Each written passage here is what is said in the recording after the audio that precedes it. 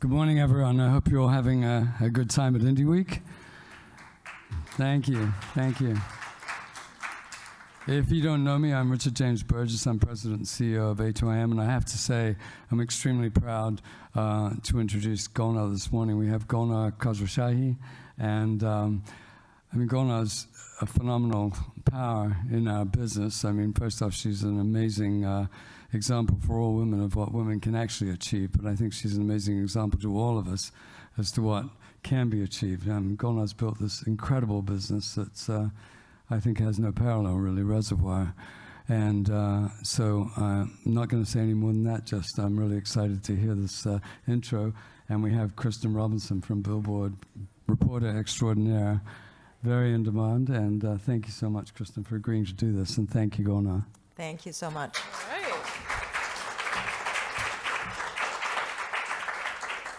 All right, can everyone hear us okay? Are these mics good position? Okay, great. Okay, well, welcome everyone. Thanks for coming a little bit early in the day. I know that it's like probably day 3 for a lot of us moving around New York City. It's a little chaotic, but we're grateful you're here. So the topic today is why there is and always will be room for the independent in an ever-consolidating business. And Golnar is the perfect person to talk about that. So I'm really looking forward to this conversation. I'm Kristin. As he said, I'm a reporter at Billboard. I report on publishing. I also report on some technology-related issues, a lot of AI stuff nowadays. But yeah, let's go ahead and get started.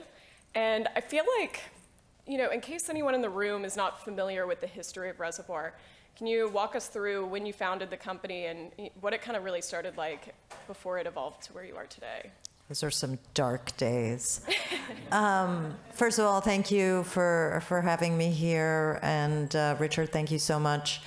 I will say one word about Kristin, and that is that I have a tremendous amount of respect for what she has carved out for herself in a very, very short amount of time. Definitely follow what she does because she's very much at the forefront of what is happening in music, and it's great to see Billboard doing that, so congratulations. And I just love watching all of your success and what you're doing. How we got started, 2007, as I said, very, very dark days. I think it was a time when people really didn't have much optimism around music, didn't have much optimism around what the impact of piracy was going to have on the industry. I think there was quite a lull in creativity because of that just negative feeling towards music and the future of music. And so, sure, that's a great time. Let's get into that business. So we started very, very small. We were in one room and just downtown, and we started buying up assets. I made a lot of mistakes. A lot of big mistakes insofar as how we were valuing these assets. We got started in publishing, and really publishing continues today to be 70% of our business.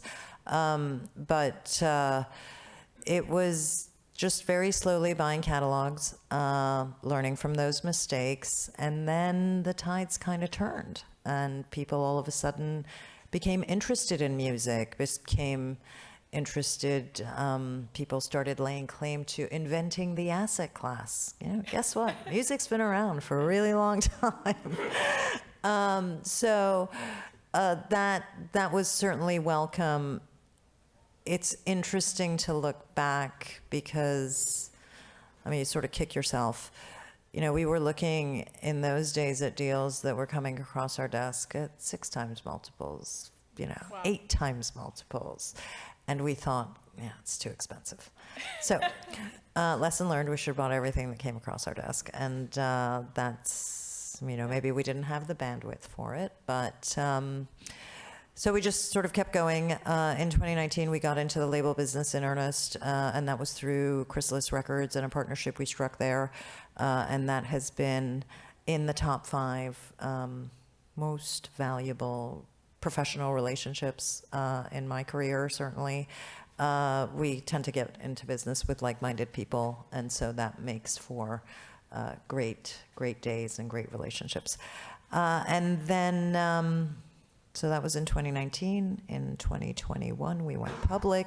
In 2021, we grew the label business with Tommy Boy. And so here we are today. I love it. I love it. So you got started with catalogs, but now you do have frontline signings as well. So obviously frontline signings are a bit risky. So why did you think it was important to not only buy up some iconic catalogs, but also try to foster the next generation of writers? So we wanted to be in the business holistically, first of all. I think there are a lot of people who collect rent on music, and that's great. You can be in that business. We don't really view this as a rent collection type play. We're in the music business because of the music. So, as you said, it's riskier. We didn't really get into this part of the business, the frontline songwriter business, until 2012, and that was with the first deal was with Nate Hills, who goes by Danger Hands, and that was our sort of first foray. That part of the business now accounts for 25% of the capital that we've deployed since inception, and it performs at somewhere around a 25% return. So we're thrilled with that part of the business. A lot of people are like, why don't you do that all day long? But again, because we want to be in the business holistically. I think that there is a relevance that comes about with being in the active songwriter business. We are very, very happy for our writer, Steph Jones, who is behind Espresso. So, you know, give or take, some people think it's the song of the summer. So we're thrilled about that. And, you know, we have these moments. We have these moments with Ali Tamposi, with Steph. And it is incredible to be partners with these writers and nurture their careers and watch how this unfolds. And then there's an entire frontline business on the label side as well that is run through Chrysalis. And that, again, is exciting. And it puts us in all different aspects of the business. Yeah. So I think it's hard for a lot of us to remember back to when you were getting started in 2007, because the catalog market was nothing like it is today. There were not many people, especially independents, kind of coming up, you know, out of nowhere, like Reservoir. I think that must have been a really interesting time. Oh, like, who were the players at that time? Was it the majors, like a Primary Wave and a Reservoir? Is that what? Yeah, it was the majors. It was Imagam. Imagam at the time was backed by the Dutch pension fund. So you did have institutional investors that look very much like the institutional investors today in the business. KKR got into the business with their joint venture with BMG. But there weren't as many players. I think, you know, we get asked a lot, especially a few years ago, about how are you going to compete in this new landscape? And my answer has always been, there's always been competition. It's just gone by different names. Yeah. And so I think there's definitely more participants today, for sure. Yeah. And there's a lot more financial interest in the business. So, or, you know, interest from financiers who are backing operating companies. Yeah. So what did you see in music at that time if so many other people had not yet seen the value that they see today? These cash flows behave like annuities, and there is something very predictable about that. We've gotten really, really good at predicting, really within like 1% to 2% accuracy as far as how this is going to behave over time. And there's something attractive about a cash flow intensive business that is a long hold asset. People ask all the time, you know, what was the exit when you got started? What's the exit today? There is no exit. We love music, and we understand that this is a gift that keeps on giving, and we want to be in partnership with our clients for many, many years. So our interest is really in investing in high-quality music, in partnering up with a roster that fits with our goals, and then just seeing what happens over time. I mean, with many of our clients, we are in 6th, 7th, 8th amendments, and that feels really good. I think, you know, that's the best example or the best representation of whether we're doing our job well or not. Yeah, that speaks for itself. So given it's Indie Week and you're an independent player, do you feel like that has changed the way you're able to move in the catalog space? Has it been a positive, a negative? Tell me a little bit about how being an independent influences. Well, I mean, we work in a creative business. There's always room for that independent. There's, and you know, we see on the publishing side and the recorded side how the independents have continued to grow and grab market share, and you see some of the biggest acts coming out of the indies. It gives us some agility that maybe you don't have as a larger company. And I think that agility then helps us deliver on on structuring transactions the way clients want them structured. And so we don't have a cookie cutter approach. And that certainly helps us. I think we can be super selective. I think people can be super selective. You know, it goes both ways. It's not just one way. And we get to focus on 150,000 songs, not on millions. We get to have a 12-person sync team who works globally, focus on 150,000 songs. And that makes a really big difference. And the data in that is that, you know, by August of last year, we were prepared to have our sync revenue go down by about 20% because of the strikes. Yeah. We ended up, and we're publicly traded, so you know, this information is available to everybody. We ended up meeting the sync numbers at the end of the year. Because again, we have that agility. We have the ability to take that 12-person team and say, okay, we're going to focus on advertising, and we're going to make sure that this year doesn't end up with a 20% decrease in a big part of our business. So, yeah. I think what's really interesting about publishing is it's a fractional business. You represent Steph Jones on Espresso, for example, and then there's also like 4 other songwriters who are all represented by different places. So as an independent, do you find yourself interfacing a lot with all of the other companies that you're competing with in kind of a collaborative way on some of these songs? In publishing, do you feel like there is kind of a need for collaboration, I guess? you can't operate any other way. This is one of the few businesses where you're competing and collaborating with people every single day.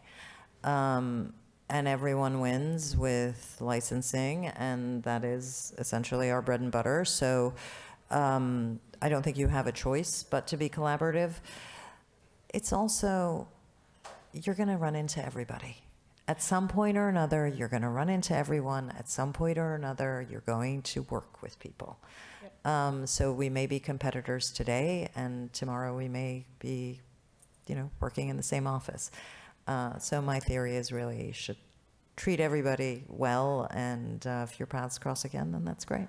Yeah, I mean, I think all of our paths will cross Yes. today, probably, Yeah. so, and this week.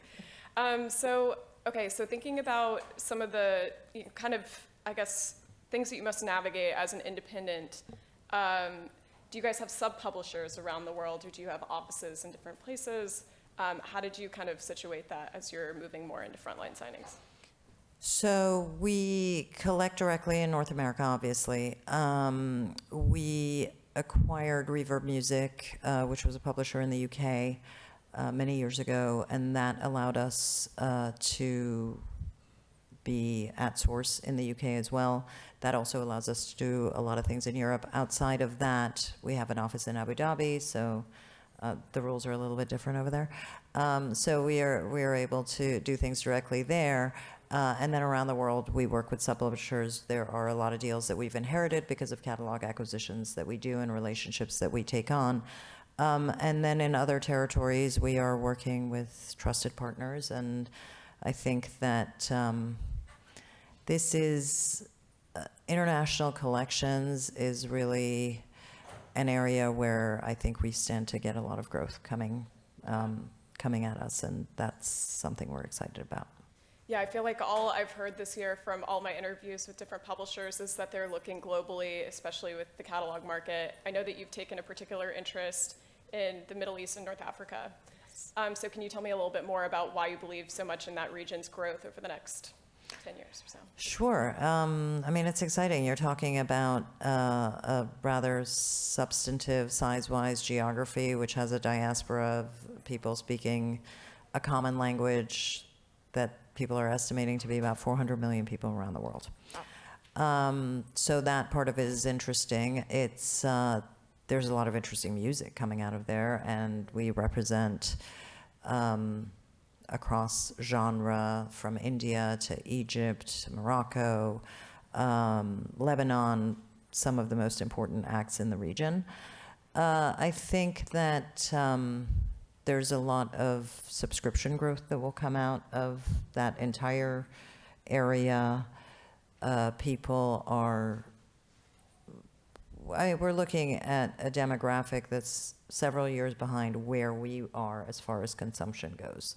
And, you know, we're seeing that in Latin America. We don't have a similar type operation, obviously, there, but I think Africa, Middle East, it's definitely going to be the source of a lot of future growth, and it's great to be in a position to be ahead of that, not just with the infrastructure that we have on the ground, not just through ESMA, which is a rights management entity in the region and sort of setting the standard for public performance collection, but also with the talent we represent there. And that's been really exciting. Yeah. So what are some of the challenges that y'all have had to overcome with entering that region and the way that kind of their structures are set up for royalty collection? Well, we're talking about markets, some markets that didn't allow for the public performance of music up until 5 years ago. Wow. So there was no infrastructure. We're talking about markets that just didn't pay on public performance. So Dubai Expo was last year. That was the first time music was actually licensed for that event. And royalties were actually paid out. So there are no rules. We're, you know, working with the right ministries and entities locally to actually set up the infrastructure. That's a lot of fun. It's also quite frustrating.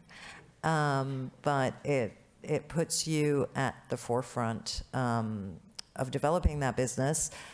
Spec, who I think probably everybody knows, runs that business over there, and he's, you know, I can't think of a better leader and a better champion for the cause over there. So, I love it. So, how does Pop Arabia play into all this? I know that you have a close tie to that. yeah. So Spec is the CEO of Pop Arabia. We have an interest, obviously, in that company. He was with us in a creative role for about 4 years before he moved back to Dubai to run that business, because we saw the opportunity. And we're doing a lot of joint creative projects with our roster globally and with the roster over there. So it's really looking at developing that business across all of the different areas together, and it's been a lot of fun. We'll see what happens. So I think that publishing has such a unique history in that there's so many like family-run businesses in publishing. It's been a long historical trend, lots of independents. Were there any independents that inspired you when you were getting in and starting Reservoir? I think it wasn't at the outset that they inspired me, because I didn't know anybody. So it was, you know, at the beginning, I was just started to meet people. But then along the way, you know, we met Michael Bretler and we acquired Shapiro Bernstein. And so along the way, there were definitely companies that we started interacting with whom we remain great friends, whether or not we did deals with them or not, but have a lot of respect for what they built. Maybe they invented the asset class. Probably did. So you were kind of alluding to the fact that there were some early missteps, some challenges in getting into this business and learning it. Was there anything that you feel like you particularly learned from early on with Reservoir? I think so. We were learning how to value these assets. So early on, the difference in the approach you take and the assumptions you take became abundantly clear when we valued say, a pop catalog the same as we would value a country catalog. That's all changed today, but at the time, there were definitely a different set of assumptions that one should have applied to those things. I think that there was what the tail of those kinds of assets looked like was something that we made mistakes on. I think I underestimated how complicated collections and that infrastructure was going to be, and it was really important to us to have our own platform and do that work ourselves. So it wasn't, it's not so simple as I came to find out that we're collecting from 500 different sources every single day of the year. So that tidying that, doing that in a way that was organized and I definitely underestimated that effort. I think I underestimated the infrastructure and the headcount needed, which became abundantly clear that you need that same infrastructure and headcount, whether you're administering 1,000, 5,000, 10,000, 50,000 copyrights. So you still have all the requirements for the different areas of expertise. Yeah, there were a lot of mistakes. I mean, I could go on. We could just do this about the mistakes made. So do you guys handle your own publishing administration? We do. And just having a platform across the board, whether it's with creative services, whether it's the sync, whether it's the digital licensing, has always been important to us because that's where we add value. And how we measure that value is the organic growth that the company posts. And listen, everybody has benefited from tailwinds in music. Everybody's benefited from that growth. Whether that's been historically sort of 7 or 8% and what that looks like going forward, it's what matters is what you add to that. And so we've done very well with that over time, and having that platform is really what's enabled us to do that. Yeah. So later today is the NMPA annual meeting. For those who are not very familiar with that event, it's definitely every year a big showstopper. David Israelite often drops some big news, so we'll see what's in store for today. But you've been very involved with the NMPA and have really represented independent publishers alongside, the CEOs of all the majors. So what is it like advocating for the independence within the NMPA? And just tell me a little bit more about your involvement there. Well, David makes it very easy because he is an incredible champion of publishers, and he does all the heavy lifting. He does all the work for us. It's been great to be on the board. I think I've been on the board for 6 years, maybe longer. I don't know.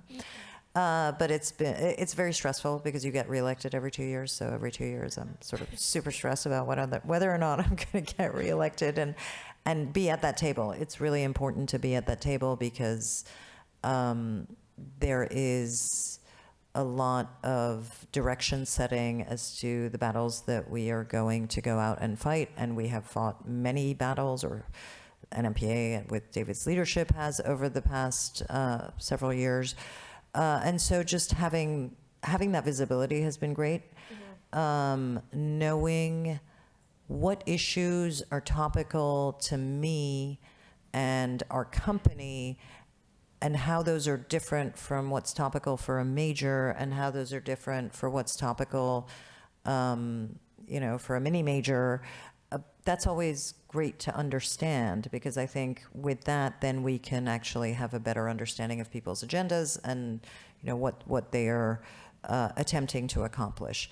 So it's been great to just have a visibility into that, and I'm sure David will again sort of beat what he did last year as he does every year today. Yes, absolutely. So you were saying that there's kind of differences in what's topical for some of the majors versus for you guys, and for some mini majors, everyone has kind of a different point of view. So can you give us a little bit more insight on what the differences are in your point of view? Yeah, I mean, I think, people have separate deals with various DSPs. People have to consider what those deals are. The companies that are of scale, the majors, have different points at stake, and a lot of their deals are direct deals, while independent deals might be batched up, and so we don't know what the terms of those are. You know, the people don't know what the terms of different deals are, and we're all out there trying to advocate for our writers, trying to advocate for the creators, and get the best possible compensation for them. And I think that's the major difference between how everybody is structured as far as their deals goes with the various DSPs. Yeah. So can you talk a little bit more about, you've acquired some independent record labels through, with Chrysalis. So can you tell me a little bit more about getting into the indie label business and how that, kind of changed your point of view on it? So we weren't looking to get into the business. We have to be super opportunistic about the deals that we do. So we can't sit there and say, this year we're going to buy a label. We were introduced to Jeremy Lascelles and Robin Millar, and from there we, found like-minded people who wanted to do the same thing, and so that relationship evolved.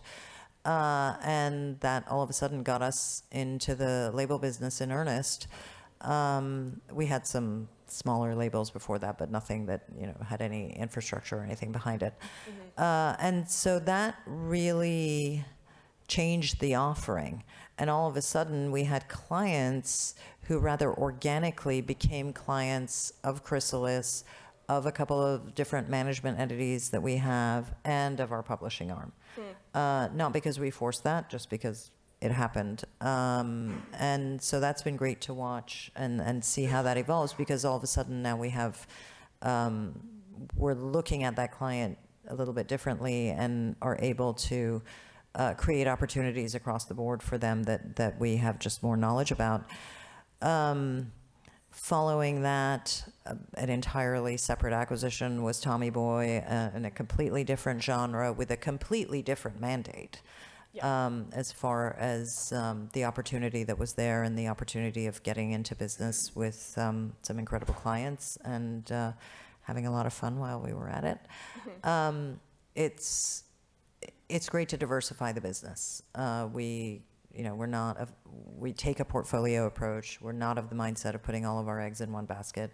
So it's great to be able to have that diversification and just be able to then take advantage of the opportunities there. Yeah. I think to kind of get back to the thesis of this panel, I'm wondering kind of, is there room for indies? Is there room for indies growing in publishing? Can you speak a little bit to how you feel like things are going to be for independents moving forward? I think so. I mean, the industry is continuing to grow. We're very optimistic about that. And I don't know if I would classify it as, is there room for indies? There's always room for high-quality people who are focused on creative services and who are focused on the music and who are focused on enhancing the value of music. Those people will, if they're getting started, will be independent. And I think that we're in an industry that allows for that, welcomes that. We're in an industry that's populated by artists that are coming out of nowhere. They're teenagers, they're in their early 20s. And so the partners that come hand in hand with that innovation always have a place to grow, I think. Yeah, absolutely. I mean, it's been really interesting to watch how many songs are added to Spotify every day continue to get more and more and more, and you keep thinking there's no way there's going to be more music next year, and then there is. And I'm wondering, does that provide an opportunity for independents, given that we're no longer having just a few superstars? There's a more wide range of music that is doing incredibly well in the marketplace. All of this tech, whether it's in music or in other areas, has essentially created a democratization of an industry where there's a certain accessibility that didn't exist before. And I think, the DSPs have done that as well. Now, getting heard and getting playlisted and getting, the eyeballs and the ears that you need to, that's not easy. But there is a certain accessibility that exists today that just didn't used to. As you said, that number has grown. I mean, I remember when the number was 50,000 tracks a day, and then it was 80, and then it was 100, and now at some point it becomes immaterial. I mean, it's just like whether it's 150 or 500, it doesn't matter. It's just, it's a lot. An extremely long tail. Yeah. Yes. So I don't know who's listening to all of that, but it's there's certainly an access that didn't exist before. Totally. And so that does create opportunity. Now, if you're an artist today, you need to be on the social media platforms, and you need to be grabbing attention that way and having a following, and there's a lot more to do, but you're also able to do it yourself. Yeah, absolutely. But I feel like one of the things that I still see staying true as more people are staying independent meaning not even signed to a label yet, people still need that publishing infrastructure. Yes. So do you feel like publishing is still holding strong with some of these new upstarts who are trying to maintain as much independence as possible? I think so. And it's, we have all the respect for people who want to maintain as much as they want to, or as they set out to. And we do business and structure deals all different kinds of ways. But you're right in that, you can go out there and release music and, do a lot of different things. You can't collect your income in various territories. Digital licensing is very difficult to do, registrations, et cetera. So there is a continued reason for us to exist for today. As I say that, people are leaving. Well, I wanted to kind of throw this out to audience questions. So does anyone, Ed Chrisman in the back. Hello, Ed. How are you? Ed from Billboard, everyone. Do you have any, on the label side, do you have any digital distributors, or do you do it yourself? And who do you have for physical distribution? We do have digital distributors. We work with a number of different distributors, and we sort of do that based on the product, and just given that we have varying products that we're putting out. We don't put out a lot of music, but it's a varying distribution structure depending on what we're doing. And physical? And physical is the same. What about in the U.S.? What about the U.S.? Do you have physical distributors in the U.S.? We do, yes. You have more than one? We do. All right. How are you with technology? How are you looking at diversifying revenue streams, such as copywriting a voice and licensing that voice out? We're not putting Pandora back in the box, so how are we looking at licensing the name, image, and likeness of a voice? Also, the stems. I know there are companies like Endless FM that are licensing stems to the song. So how are you guys looking at technology, where it's going, and how you're going to diversify revenue streams? So we use a lot of different tech tools. We really view these tools as B2B solutions in our business that are creating efficiencies. We are probably one of the earlier disco customers, so we do use that across licensing and obviously across the sync team and the pitching work that we do. I think that we look at tech that we can say is going to make our understanding of our data better, our understanding of our music better, our understanding in how we're going to pitch it, classify it, tag it, and market it. So if it's going, that's sort of the thresholds that we use. So if it's going to do that, then we're certainly interested in that tech. We're interested in tech that helps us collect better. But that all comes from organizing metadata and actually, having our data be clean and perfect. It's never going to be perfect, but that's the objective insofar as the tech tools that we're using.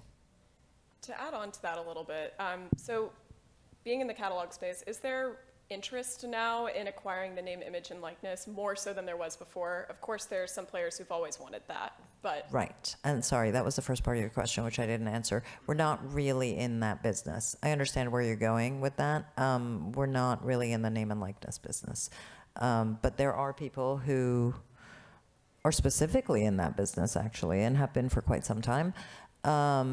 It's sometimes it comes with deals that we do, but it's not something that we're focused on. But obviously, as it becomes easier to replicate people's voices and replicate what they look like in a way that perhaps you don't have the rights to do, it certainly is something that we want to have protections around. All right. Any other audience questions? Okay. I will end it with one more question for you. So, as you said, you're in it for the long haul. You're not looking to exit at any point. But I'm sure there's been plenty of times where, you could sell off the catalog because you have such great assets and you have so many great writers. Why was it important for you to always maintain independence, always maintain doing your own thing, and to stay in this business for the long haul? This is not, private equity has gotten into this business, and the irony of that is that these assets are not really conducive to a traditional private equity business model. So these are not assets where you're going to make your return in 3 to 5 years, necessarily. You can, and in a time of growth you will, but not in sort of steady state. So I think you make very different business decisions that may or may not be in the best interest of our clients and in the best interests of the music, depending on that independence or lack thereof, when you look at who is financing the business. What is the agenda of that financing? Is it to sell off the assets in 3 years? Is it to have some form of an exit? And so our interest in remaining independent was to make the best business decisions for the company. And I think if we can do that, other opportunities will come along, but that's not what we're solving for. And I don't think that we would make the same business decision for a client who is an active songwriter if we were thinking about what is the result in 2 years. I want to see what the life result is, and how that portfolio grows and what your body of work looks like. And I want to run the business based on that kind of decision making. Incredible. Well, thank you so much. Everyone give it up for Golnar. Thank you. Have a great day. Thank you, guys. Thank you so much, Kristen, and thank you, Thank Golnar. I you, really, really Kristen. appreciate you doing this.